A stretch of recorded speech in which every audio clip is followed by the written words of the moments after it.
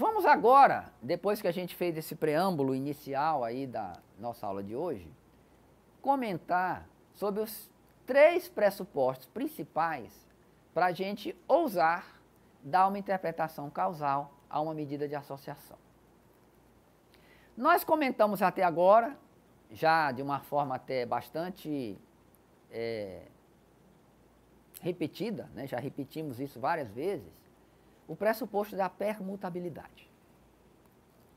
Então, vou passar por ele aqui rapidamente, né? Já que a gente já tem batido nessa tecla já há algumas aulas. Primeiro, dizer para vocês que esse pressuposto, ele também é chamado de ignorabilidade condicional. E esse professor está querendo complicar. Mal eu entendi o que significa permutabilidade, ele já vai querer trazer aqui um outro negócio que eu não sei nem o que diabo é, né? Que é a ideia da ignorabilidade condicional. Então, vou tentar explicar o que é isso. Por que eu estou trazendo esse sinônimo? Porque vocês vão encontrar muito isso nos livros. E aí eu vou ficar perdido. Que diabo é ignorabilidade condicional? Então, vamos voltar ao nosso experimento com randomização condicional, que nós usamos na aula passada. Bem, se a gente reequilibrar os grupos, sabendo que nós tivemos uma probabilidade de alocação dos indivíduos graves para receber o transplante de 75% e dos não graves para receber o transplante de 50%, será que essa é a única variável que provocou o desbalanceamento entre os grupos? Nós podemos assumir esse pressuposto aqui? No nosso experimento com randomização condicional?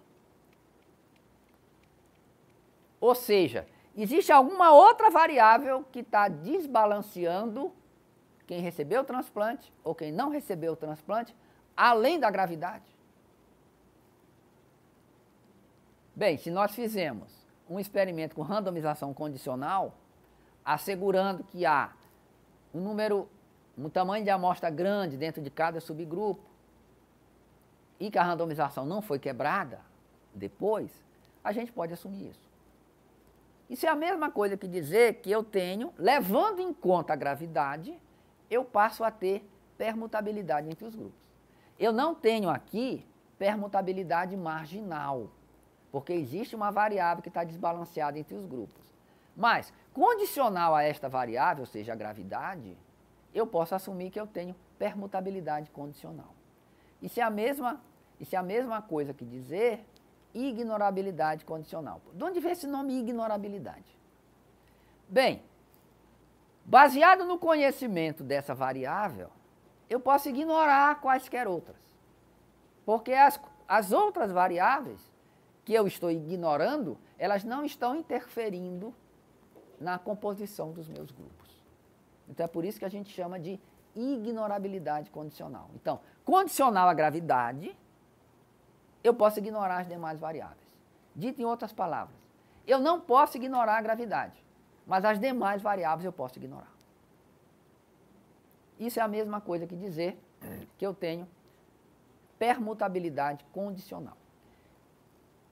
Em outras palavras, a gente poderia também dizer que a probabilidade condicional de receber o tratamento, ou seja, o que determina o mecanismo de alocação, vai depender apenas das variáveis mensuradas no estudo e que eu levei em conta no meu modelo.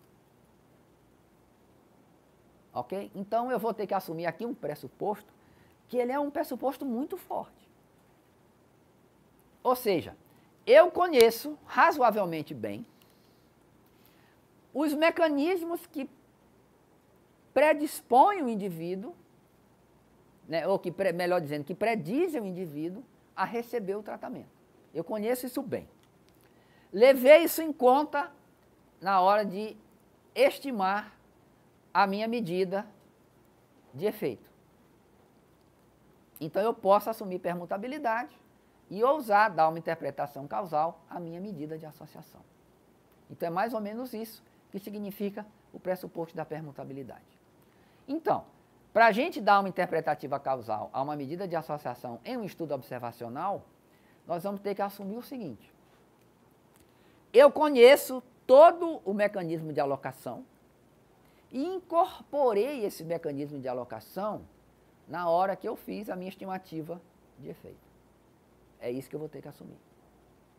Então, o que a gente vai ter que mover as nossas baterias? Exatamente para, usando, né, o nosso conhecimento teórico, saber até que ponto eu vou poder ou não assumir esse pressuposto. Então, obviamente, quanto mais eu conheço de um problema, mais perto eu vou ficar de assumir esse pressuposto. Então, se for um problema que é pouco conhecido, os mecanismos que levam, por exemplo, o indivíduo a fumar ou não fumar, forem pouco conhecidos, eu vou ter dificuldade em assumir esse pressuposto. Né? Então, colocando agora no nosso exemplo concreto, vocês acham que a gente conseguiria pensar quais são as variáveis que determinam o indivíduo receber ou participar ou não do programa de saúde da família?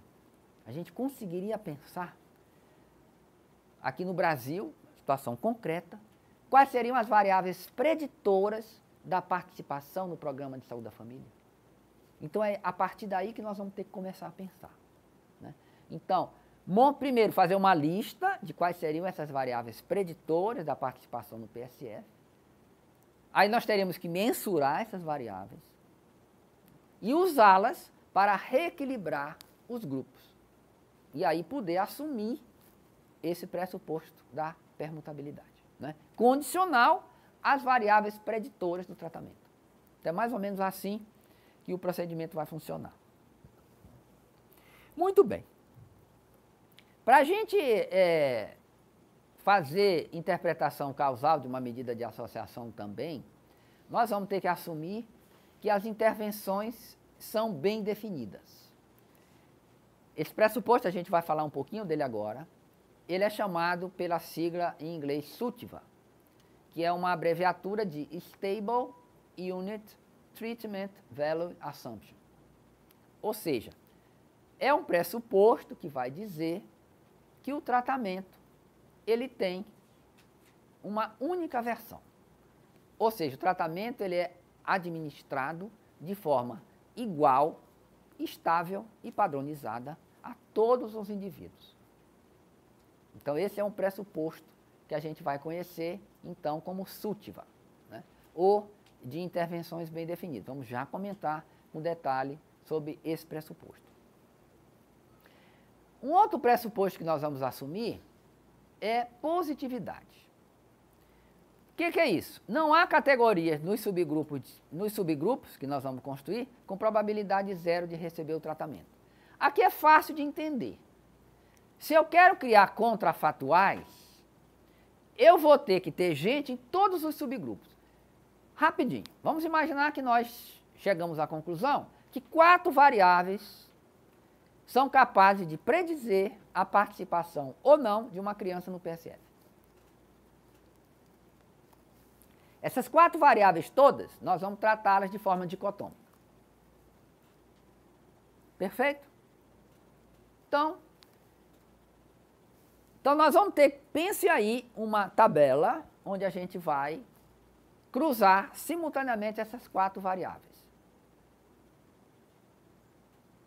Então, pense em quantas caselas essa tabela vai ter. Então, se tiver casela 0, a gente vai poder estimar o contrafatual. Vai ficar faltando um pedaço.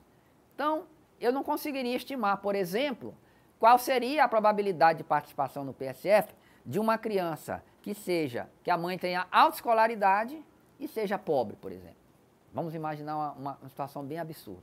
Mas vai cruzar, não vai? Vai ter lá o rico, o pobre com autoescolaridade. Então, se eu não tiver ninguém nessa casela, como é que eu vou estimar o contrafatual? Né? Então, esse é o pressuposto da positividade.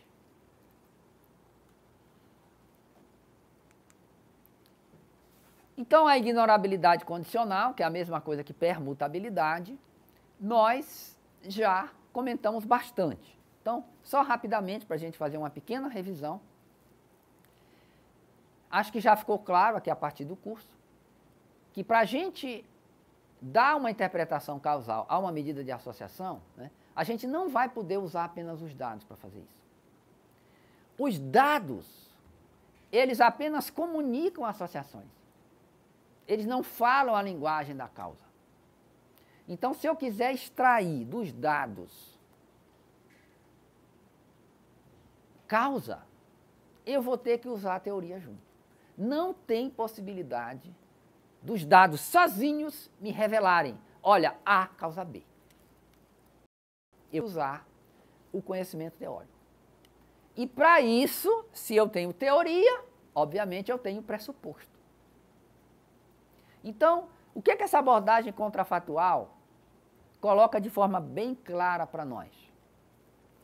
É impossível a gente fazer qualquer ilação, tirar qualquer conclusão causal, sem algum tipo de pressuposto.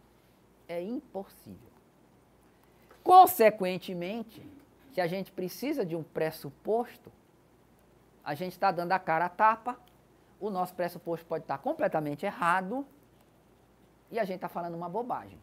Obviamente isso pode acontecer. Então, é importante ter bastante clareza e assumir de forma clara, olha, para interpretar isso em termos de causa, eu estou assumindo os seguintes pressupostos. E normalmente nós vamos explicitar esses pressupostos de forma gráfica em um gráfico acíclico direcionado ou num DAG. Então vamos chegar lá. Bem, então aqui é o famoso pressuposto da permutabilidade condicional, que nós já demonstramos em aulas anteriores, assumindo que nos subgrupos de gravidade há uma independência entre a resposta contrafatual e o tratamento recebido, né? Então lembrando que esse símbolo aqui denota independência. Dito em outras palavras, levando em conta a gravidade, os grupos de tratamento e controle, eles não têm diferença em relação a nenhuma outra variável, eles são iguais, exceto em relação à gravidade. Então, assumindo esse pressuposto, a gente pode dizer que a associação ela é igual à causa. Então, o que seria o pressuposto das intervenções bem definidas, que é o chamado sútiva? Então, para a gente fazer, né, dar a interpretação causal que nós desejamos, a gente precisa construir questões contrafatuais bem definidas. Elas sempre são perguntas condicionais. Então, normalmente, são questões bem claras e específicas. Aqui nós vamos ter uma grande divergência na literatura, porque, por exemplo, há autores como Holland que vão defender que para a gente estudar causa, a gente só pode estudar causa quando tem uma intervenção. Quando não tem uma intervenção, a gente não pode estudar causa. Então, por exemplo,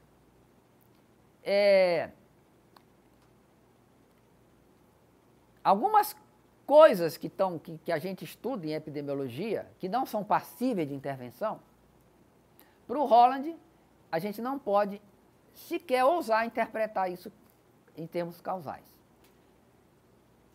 Então, um exemplo dele, pobreza.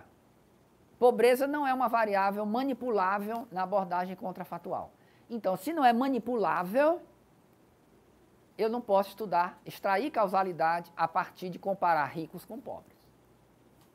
Então, é uma visão que é defendida pelo Holland, né? Agora, a gente vê muito em epidemiologia, um monte de trabalho, estimando nível socioeconômico, pobreza, escolaridade e desfecho de saúde, que faz isso há muito tempo, né? E com algumas respostas bastante interessantes, né? Então, eu estou trazendo aqui o que alguns autores dessa abordagem colocam para vocês, então, pensarem, né, e decidirem por conta própria. Lembrando, por exemplo, que a intervenção, normalmente, ela é um pacote de procedimentos. Então, vamos articular esse pressuposto no nosso exemplo concreto. A gente pode assumir que o PSF é uma intervenção única e padronizada, feita da mesma forma a todas as crianças? Se não pudermos, pelos teóricos da abordagem contrafatual, nós paramos por aqui. Não é possível estimar efeito causal se a intervenção não for bem definida. Então, há diferenças na intervenção que uma criança ou outra criança recebe no PSF? Ou existe um pacote de procedimentos que é razoavelmente padronizado? Talvez não de forma ideal, como a gente gostaria. Tipo, toda criança recebe uma visita mensal. Nessa visita mensal são explicados conceitos sobre aleitamento, sobre terapia de hidratação oral, se a criança tem diarreia, se tem infecção respiratória. Enfim, é o que se espera. E se ela tem um problema maior, ela vai ser referida para alguém. Então, se a gente puder assumir isso, a gente vai poder ousar tratar essa situação dentro da chamada abordagem contrafatual. Só para vocês entenderem aí esse pressuposto. Então, cirurgia, o exemplo do transplante cardíaco. A cirurgia não envolve só a cirurgia per si, é um protocolo. Então, se o pré-operatório for diferente, eu não posso assumir que a intervenção é bem definida e única. Se eu tiver diferença na anestesia, alguns vão ter um pós-operatório na UTI, outros vão ter na enfermaria, eu também não posso assumir que esse pacote é igual. Então o pacote tem que ser igual. Não só o ato cirúrgico per si, mas tudo que envolve aquela intervenção. Então, da mesma maneira, o PSF. O PSF é um conjunto de intervenções. A intervenção agora é a atividade física. A atividade física é uma intervenção padronizada? Bem, se a gente focar em duração, intensidade, frequência, tipo de atividade, a gente passa a ter uma padronização. Então, por exemplo, o que os teóricos da abordagem contrafatual criticam é a gente usar esses conceitos muito amplos de exposições.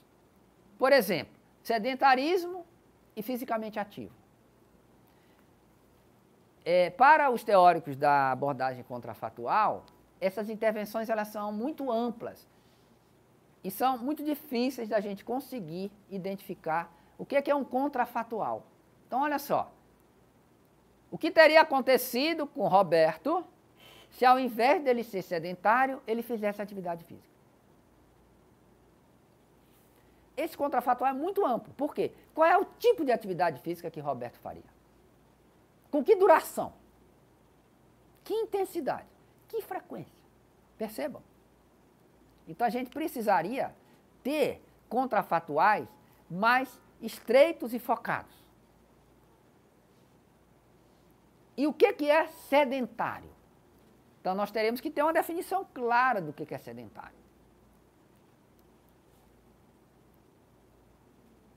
Então, um exemplo de um contrafatual mais adequado, por exemplo, nessa perspectiva, seria comparar alguém que, por exemplo, caminha 20 minutos por dia durante 3 dias na semana, com outro que corre 40 minutos por semana, todo dia da semana. 40 minutos por dia, todo dia da semana. Então, aí você tem um contrafatual bem definido. Que você tem uma situação de exposição A e B, que estão definidas em termos de tipo de atividade física, duração, intensidade e frequência. Só para a gente clarear aí esse exemplo específico.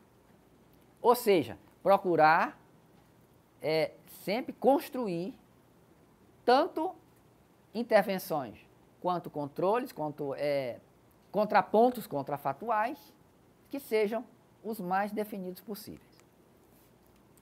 Esse aqui, por exemplo, seria uma questão que, para alguns teóricos, ela é ampla demais para ter uma resposta causal. Obesidade causa infarto? Tudo bem, infarto é fácil, né? Da gente, é fácil sim, em termos, né? Não é uma doença de fácil diagnóstico, mas é mais fácil padronizar o diagnóstico de infarto. Agora, o que é um obeso? Né? Que definição de obesidade nós estamos usando? Um obeso que tenha, por exemplo, uma carga genética grande, com um obeso, daquele que fica na frente da televisão, que não faz atividade física nenhuma, bebe Coca-Cola todo dia. Esses obesos são iguais em termos, por exemplo, da nossa intervenção, para a gente poder comparar? Então, essas questões é que são colocadas aí, né? Então, você pode ter um obeso que não faça exercício nenhum, um que faça um pouco mais de exercício, um que come pra caramba, um que come menos, né? Tem aquela velha história do metabolismo lento e o metabolismo rápido. Então, tem gente que come pra caramba, tem um metabolismo super rápido, pouco engorda. Então, será que nós estamos falando de pessoas iguais? Tem um obeso que fuma, obeso que não fuma. Tem um obeso que tem uma carga genética grande. Então, para alguns teóricos, o efeito causal da obesidade seria uma intervenção mal definida. Porque há muitas formas, tanto de você chegar a ser obeso, quanto para reduzir o peso corporal. Inúmeras formas. Então é muito difícil falar de que isso seja uma coisa única. E assumir o que a gente chama de SUTVA, que é Stable Unit Value Treatment Assumption, que o tratamento ele tem uma única versão. Então, alguns teóricos propõem que, bem, não vamos completamente abdicar de tentar estimar efeito causal na presença desse pressuposto. Então, vamos usar um pressuposto mais realista? Vamos assumir que há variações no tratamento, mas que elas são pequenas e irrelevantes para o que nós estamos aqui tentando obter. Então, uma criança pode receber uma consulta a mais do PSF, mas isso não vai interferir muito no desfecho. Então, isso que nós vamos assumir. Então, aqui seria um exemplo de intervenções, algumas mais bem definidas, outras mais mal definidas. Nível socioeconômico seria uma intervenção que é mal definida. Exercício também é mal definida. 1 hora adicional de exercício extenuante. Aqui seria uma intervenção mais bem definida. Dieta pobre em gordura, estaria no meio do caminho. Nem é muito bem definida. Mas que tipo de gordura nós estamos falando? Mas também não é tão ampla. É um pouco mais focada, né? Só para ter ideia aí desse pressuposto. Aspirina e dor de cabeça. Seria isso aqui uma questão bem definida? Usar aspirina para prevenção de dor de cabeça? Depende. Se a gente focar qual é a dose da aspirina, qual é a via de administração e a duração, aí sim eu passo a ter uma questão bem definida. Então, tomar aspirina todo dia, ao acordar, 100 miligramas, oralmente.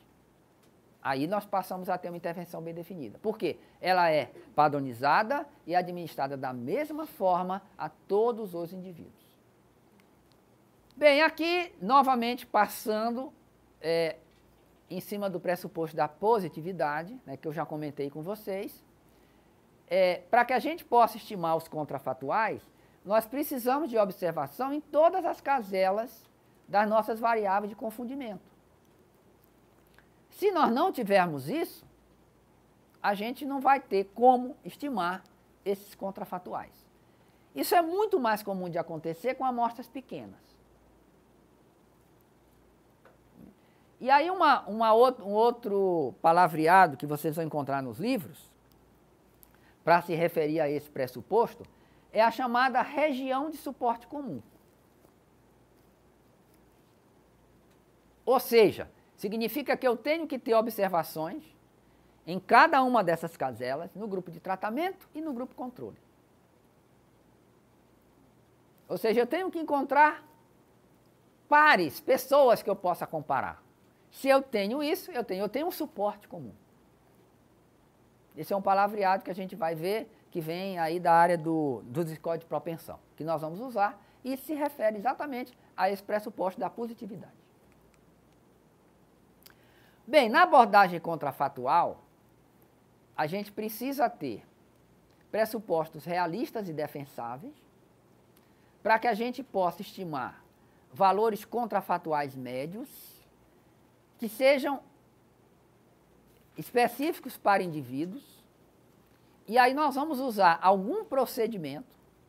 Nós vamos escolher nesse curso trabalhar com 2, que é a padronização e a ponderação pelo inverso da probabilidade de seleção. E a essa diferença média, então, a gente vai poder dar uma interpretação causal. Como nós vimos aí na primeira parte da aula, para a gente usar a abordagem contrafatual, nós vamos precisar de pressupostos que não são testáveis empiricamente. Ou seja, eu não vou poder testar os pressupostos usando os meus dados, porque eles são pressupostos teóricos. Então, não são passíveis de teste empírico. Então, por isso é que, durante uma das perguntas, eu comentei sobre a questão de confirmar. A gente nunca vai confirmar. A gente vai estimar um efeito, a gente vai estimar uma medida de associação, dar a ela uma interpretação causal, a partir de pressupostos que precisam ser realistas e defensáveis. O que você vai ter que se preparar é para defender os teus pressupostos dos críticos. Agora, podemos estar errados? Podemos. Claro que podemos estar errados. Se os nossos pressupostos estiverem errados, a nossa medida de efeito estará também errada. Mas a alternativa a isso é abdicar da análise de causalidade, o que é impossível, né? Que a gente de jeito nenhum vai fazer. Então, o que é que nós vamos acabar fazendo? Já que nós não podemos observar no mesmo indivíduo o desfecho nas 2 situações, tratamento e controle, porque sempre uma das situações será contrafatual, ou a gente vai observar o indivíduo tratado, ou a gente vai observar o indivíduo no grupo controle. Em ambas as situações, a gente praticamente nunca vai observar o indivíduo, exceto no quadrado latino, que nós já comentamos. Então, o que é que a gente vai fazer? Nós vamos comparar grupos. Estimar valores contrafatuais médios, assumindo que o desfecho no grupo controle é uma estimativa do efeito contrafatual do tratamento e vice-versa. E aí a gente vai observar para grupos específicos de indivíduos. E 2 procedimentos que nós vamos ilustrar na correção do exercício daqui a pouco é o procedimento de padronização ou o procedimento de ponderação pelo inverso de probabilidade da probabilidade de seleção. E a essa diferença média, ou seja, a esse risco relativo associacional, né? No caso de diferença, a gente teria que falar na diferença de risco associacional, né? Só que em epidemiologia a gente usa muito mais a razão do que a diferença, né? A essa, então, diferença ou razão média, a gente, então, vai dar uma interpretação causal. Então, esses são os passos aí da nossa, então, a abordagem contrafatual. Então, nós vamos assumir o pressuposto da ignorabilidade condicional, que é a mesma coisa que permutabilidade condicional.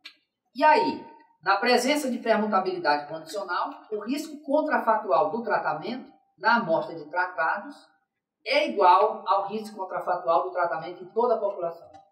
E, da mesma forma, o risco contrafatual do não tratamento na amostra de não tratados é igual ao risco contrafatual do não tratamento em toda a população. Nós já comentamos isso, isso aqui é uma repetição, né? Só para a gente não esquecer isso aí.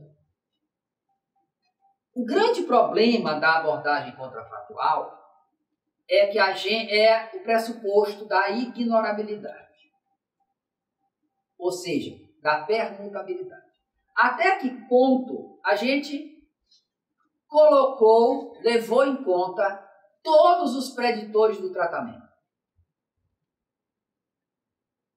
Será que a variável L, ou seja, a gravidade, é a única variável que está distribuída desigualmente nos grupos transplante e não transplante?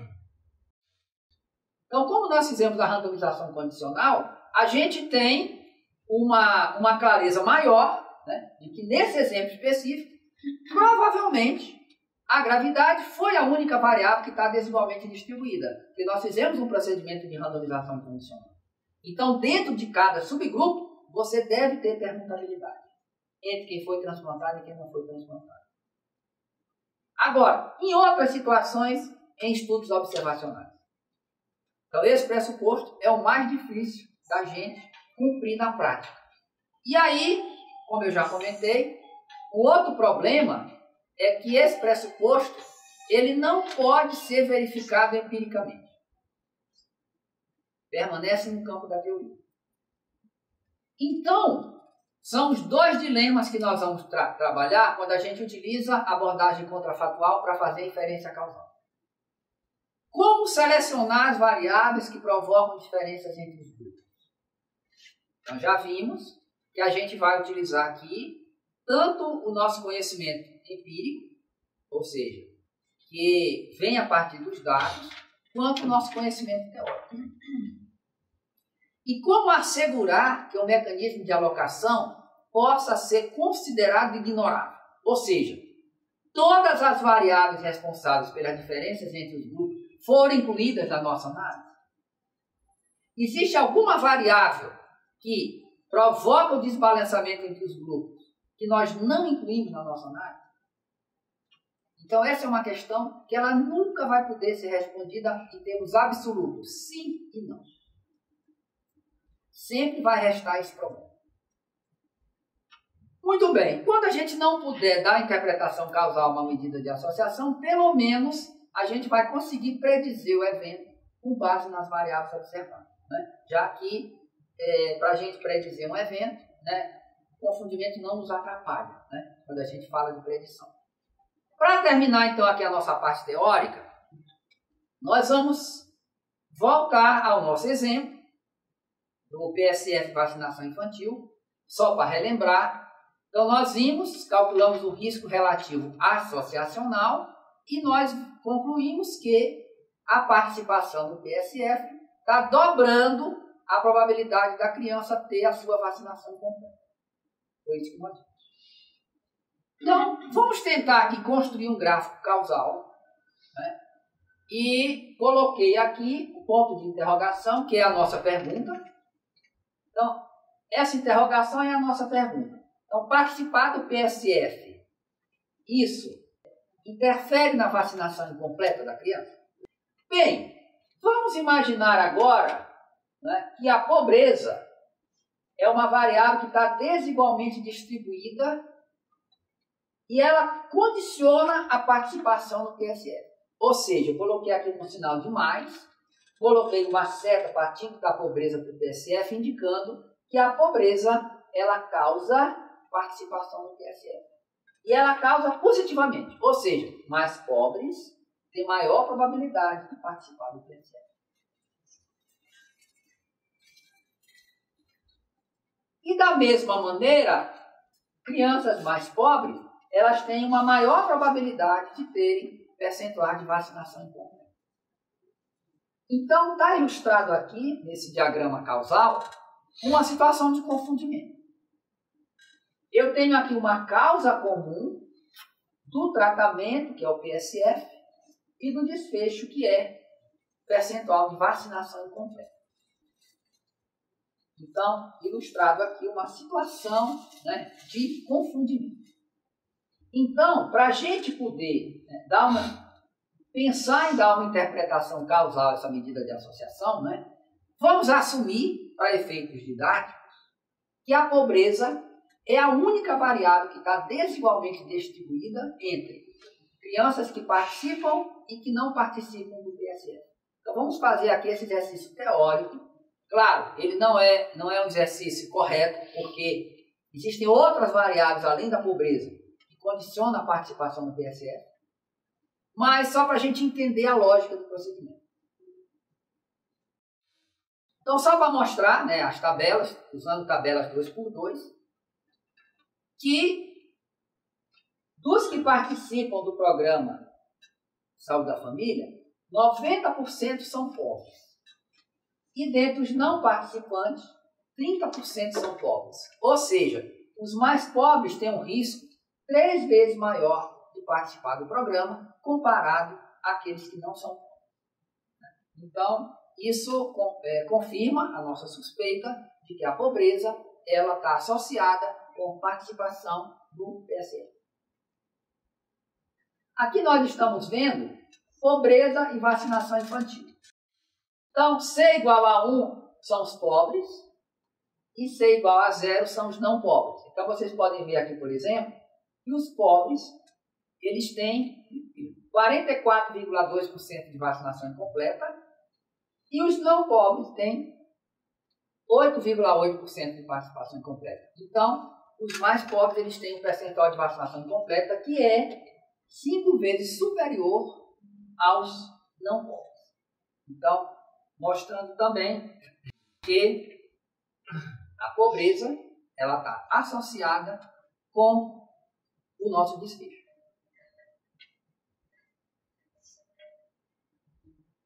Então, o que eu fiz aqui? Eu calculei agora a associação entre participação no PSF e vacinação incompleta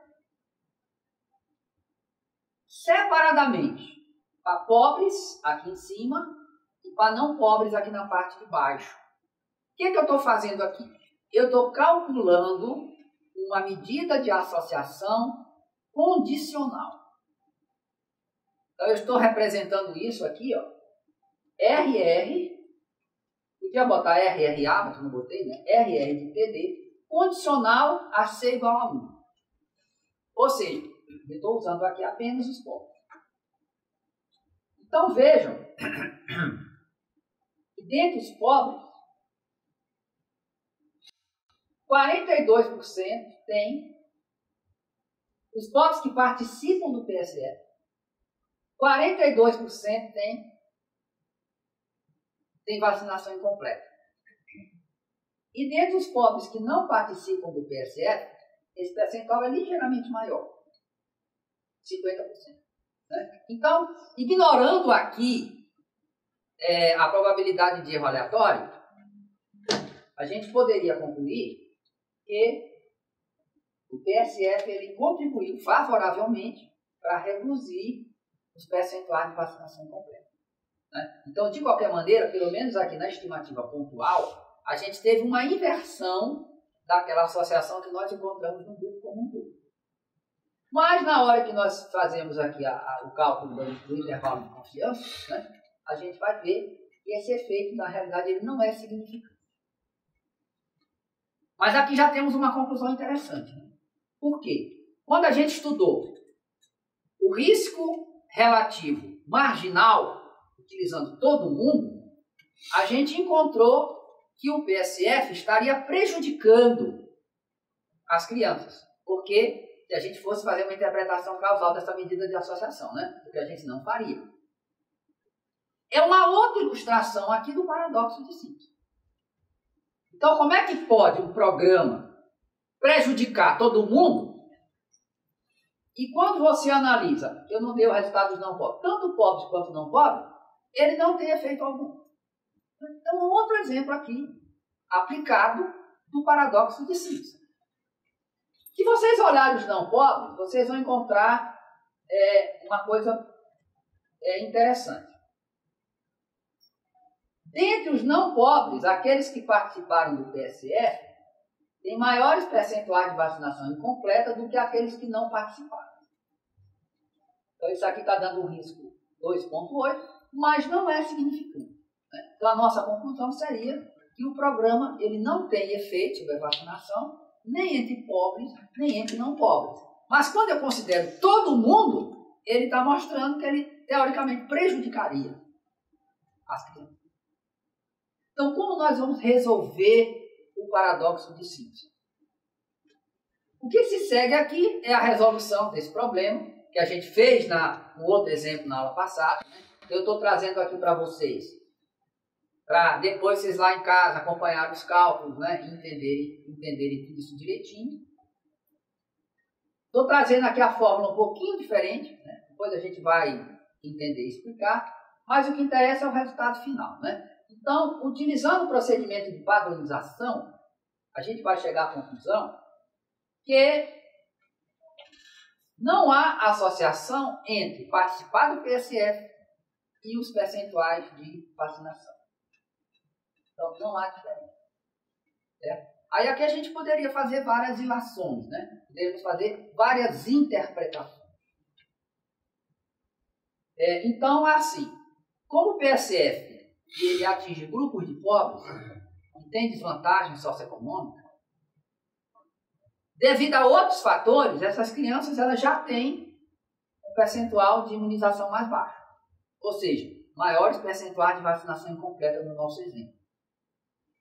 Só que parece, né, que dentre as que participam do PSF, pelo menos há uma sugestão, que não é confirmada porque o intervalo de confiança inclui a unidade, o PSF vai tendendo a aumentar os percentuais dentre os mais pobres, mas não consegue ainda fazer com que eles tenham um percentual mais elevado como um todo.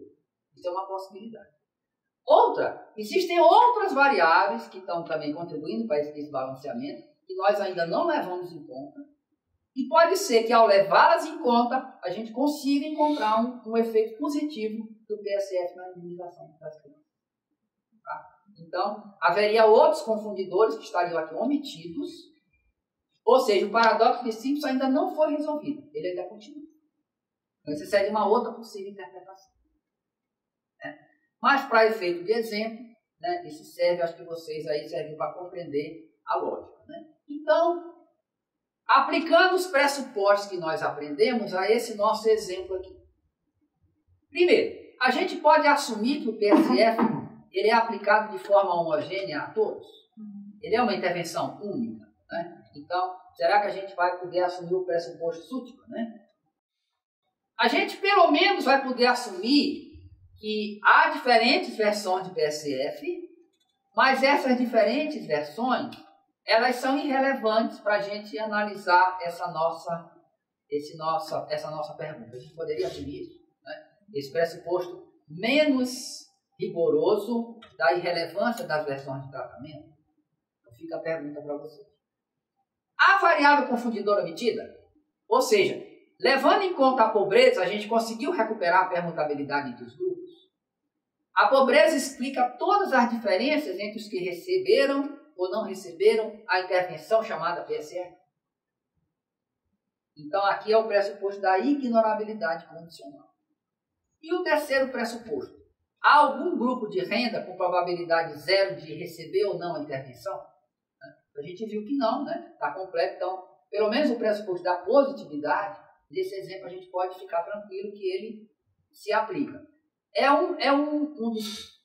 praticamente o único pressuposto que a gente consegue testar empiricamente. Agora, provavelmente há outras variáveis confundidoras omitidas. Né? E temos aqui essa pergunta que se o PSF é aplicado de forma homogênea a todos. Então aqui a gente poderia colocar um parênteses. Assumindo o mesmo município, por exemplo. Claro. Se eu for pegar o PSF que funciona no interior do Maranhão e comparar com o PSF que funciona lá no Paraná, provavelmente eu não vou poder assumir que esse PSF é o mesmo. Mas será que comparando intervenções no mesmo município eu não poderia razoavelmente pensar isso? Então fica aí as coisas para a gente pensar, mostrando que sempre esses pressupostos aqui, eles não são testados empiricamente. Então, são sempre questões teóricas que a gente vai ter que interpretar e debater. Mas não tem saída. Se a gente quiser dar uma interpretação causal à nossa medida de associação, o que nós podemos fazer é isso. É assumir de forma clara os nossos pressupostos e defendê-los também de uma forma aberta. Para a gente, então, poder chegar à conclusão, né, que a gente vai conseguir interpretar essa medida final como uma medida de efeito causal ou